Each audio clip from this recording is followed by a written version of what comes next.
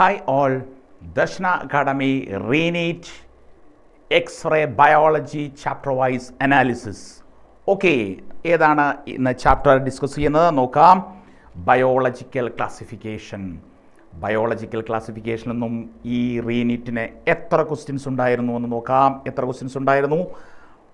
5 questions ഉണ്ടായിരുന്നു. 5 questions ഉണ്ടായിരുന്നു ഈ റീനീറ്റിന്. മുമ്പ് പറഞ്ഞ നീറ്റിൽ ഒരു ക്വസ്റ്റ്യനേ ഉണ്ടായിരുന്നുള്ളൂ ഈ ബയോളജിക്കൽ ക്ലാസിഫിക്കേഷനിൽ നിന്നും. ഈ റീനീറ്റ് എക്സാമിന് 5 ക്വസ്റ്റ്യൻസാണ് ബയോളജിക്കൽ ക്ലാസിഫിക്കേഷനിൽ നിന്നും ചോദിച്ചത്. നോക്കാം ഓരോ ക്വസ്റ്റ്യൻസിലൂടെ, ഈ 5 ക്വസ്റ്റ്യൻസിലൂടെ നമുക്ക് ഓടി ഒന്ന് പോകാം, എന്തെല്ലാം കാര്യങ്ങൾ പറയാം എന്ന് നോക്കാം.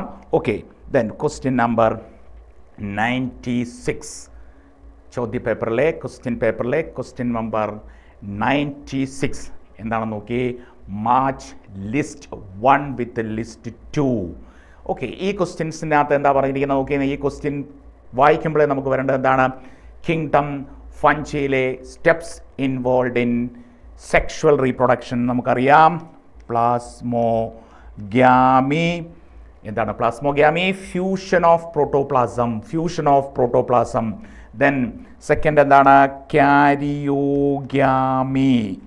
എന്താണ്? Fusion of 2 nuclei. Then next എന്താണ്? മിയോസിസ് എന്ന് പറയുമ്പോൾ എന്താണ്? മിയോസിസ് നടന്ന് ഹാപ്ലോയിഡ് ആയിട്ടുള്ള സ്പോസ് ഉണ്ടാകുക എന്നുള്ളതാണ് നമ്മൾ പഠിച്ചിരിക്കുന്നത്. അപ്പം 3 സ്റ്റെപ്സ് ഇതിനകത്തുണ്ട്. അതിൻ്റെ കൂടെ നിങ്ങൾ ഡൈകാരിയോട്ടിക് ഫേസ് എന്ന് പറഞ്ഞൊരു സംഗതിയുടെ സ്റ്റേജ് എന്ന് പറഞ്ഞ സംഗതി കൂടെ ഓർത്തോണം. ഓക്കെ, ദെൻ നമുക്ക് ആൻസറിലേക്ക് പോകാം. അപ്പം എ ഫ്യൂഷൻ ഓഫ് പ്രോട്ടോപ്ലാസം ഏതാണ്? 2 നമ്മുടെ പ്ലാസ്മോഗ്യാമി. ദെൻ ബി ഏതാണ്? Fusion of 2 nuclei, കാരിയോഗ്യാമി. നോക്കാം 3. Then generation of haploid, meiosis അല്ലെ സി എന്ന് പറഞ്ഞാൽ. അപ്പോൾ ആൻസർ ചെയ്ത് വരും. ആൻസർ നമ്മളുടെ സെക്കൻഡ് ഓപ്ഷനാണ്. ആൻസർ ആയിട്ട് വന്നിട്ടുള്ളത് സെക്കൻഡ് ഓപ്ഷൻ. അപ്പം ക്വസ്റ്റ്യൻ നമ്പർ 96ൻ്റെ ആൻസർ എന്ന് പറയുന്നത് ഏതാണ്? ഓപ്ഷൻ 2 ആണ്. ഓക്കെ, ദെൻ നെക്സ്റ്റ് ക്വസ്റ്റ്യനിലേക്ക് നമുക്ക് പോകാം. ക്വസ്റ്റ്യൻ നമ്പർ 99 ആണ്. ക്വസ്റ്റ്യൻ നമ്പർ 99 ഏതാണ്? Mad cow disease is caused by. ഏതാണ് മാഡ് കൗ ഡിസീസ് ഉണ്ടാക്കുന്നത്? ആരാണ് മാഡ് കൗ?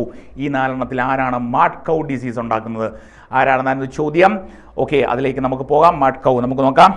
BSE ഇത് കേട്ടിട്ടുണ്ടാവും. BSE എന്താണെന്ന് നിങ്ങൾക്ക് അറിയാം. ഏതാണ്? Bovine spongiform. എന്താണ്? എൻസെഫലോപ്പതി.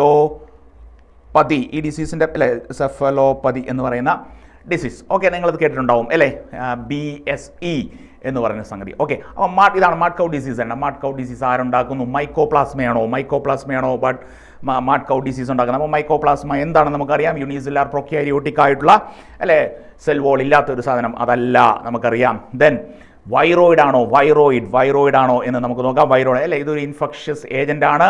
ഡൈനറാണ് അത് കണ്ടെത്തിയതെന്നുള്ള കാര്യം നമുക്കറിയാം. Smaller than virus. അതിനെ അല്ലേ, ഇതും ചില ഡിസീസുകളൊക്കെ ഉണ്ടാക്കാറുണ്ട്. പക്ഷേ ഇവനല്ല ഈ പറയുന്ന നമ്മളുടെ മാഡ് കൗ ഡിസീസ് ഉണ്ടാക്കുന്ന ആസ്പെർജില്ലസ് എന്ന് പറയുന്ന ഒരു ഫംഗസ് ആണെന്ന് നമുക്കറിയാം. അപ്പോൾ അതുകൊണ്ട് അതല്ല. അപ്പോൾ ഇവിടുത്തെ ആൻസർ ഡയറക്റ്റ് ആണ്, കൃത്യമാണ്. പ്രയോൺസ് ആണ് ഇവിടുത്തെ ആൻസർ. ഓക്കെ, പ്രയോൺസ് ആണ് നമ്മുടെ ക്വസ്റ്റ്യൻ നമ്പർ 99ൻ്റെ ആൻസർ എന്ന് പറയുന്ന പ്രയോൺസ് ആണ്. ഓക്കെ, ദെൻ നെക്സ്റ്റ് ക്വസ്റ്റ്യൻ മൂന്നാമത്തെ 122 ആണ്. നമ്മുടെ ക്വസ്റ്റ്യൻ പേപ്പറിലെ 122 ആണ് അടുത്ത ക്വസ്റ്റ്യൻ. മാച്ച് 1 അല്ലെ ലിസ്റ്റ് 1 വിത്ത് എന്താണ് ലിസ്റ്റ് 2 രണ്ട് കമ്പയർ ചെയ്യുക.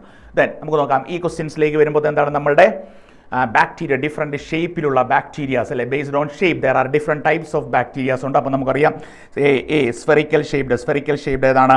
നമ്മുടെ കൊക്കി. അപ്പം 2 വരും.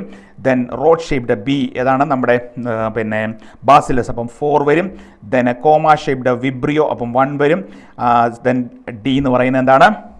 3. അപ്പം നോക്കിക്കേ ഏതാണ് ആൻസർ വരുന്നത്? A2, B4, C1, D3. അപ്പോൾ ഏതാണ് നമ്മളുടെ ആൻസർ? ഇതിലേക്ക് വരും. ക്വസ്റ്റ്യൻ നമ്പർ 22ൻ്റെ ആൻസർ ഏതാണ്?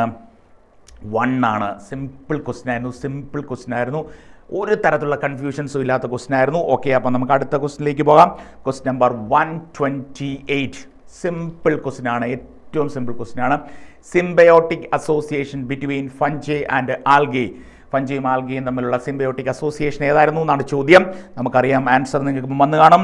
ലൈക്കിനാണ്. ഇവിടെ കൺഫ്യൂഷൻ ഉണ്ടാക്കുന്ന തരത്തിലുള്ള സംഗതികളൊന്നുമില്ല. വേറൊരു സിംബയോട്ടിക് അസോസിയേഷൻ കൂടി ഇവിടെ കൊടുത്തിട്ടുണ്ട്. നമ്മളുടെ മൈക്കോറൈസ ഇവിടെ കൊടുത്തിട്ടുണ്ട്. മൈക്കോറൈസ നമുക്കറിയാം ആര് തമ്മിലുള്ള അസോസിയേഷനാണ്, നമ്മളുടെ റൂട്ട്സ് ഓഫ് ഹയർ പ്ലാന്റ്സും ഫഞ്ചിയും തമ്മിലുള്ള അസോസിയേഷനാണ്. അതുകൊണ്ട് എന്താണ് അവിടെ ഒരു കൺഫ്യൂഷൻ്റെ ആവശ്യമില്ല. ഓക്കെ, നമുക്കറിയാം ലൈക്കിനാണ്. ക്രൈസോഫൈറ്റ്സ് അല്ല, സ്പോഞ്ചസ് അല്ല, ഇവരൊന്നുമല്ല എന്താണ് നമ്മൾ ഈ പറഞ്ഞ സിംബയോട്ടിക് ഫഞ്ചിയും ആൽഗയും തമ്മിലുള്ള അസോസിയേഷൻ. ഓക്കെ, അതും വളരെ സിമ്പിൾ ക്വസ്റ്റ്യൻ ആയിരുന്നു, വളരെ സിമ്പിളായിട്ടുള്ള ക്വസ്റ്റ്യൻ ആയിരുന്നു.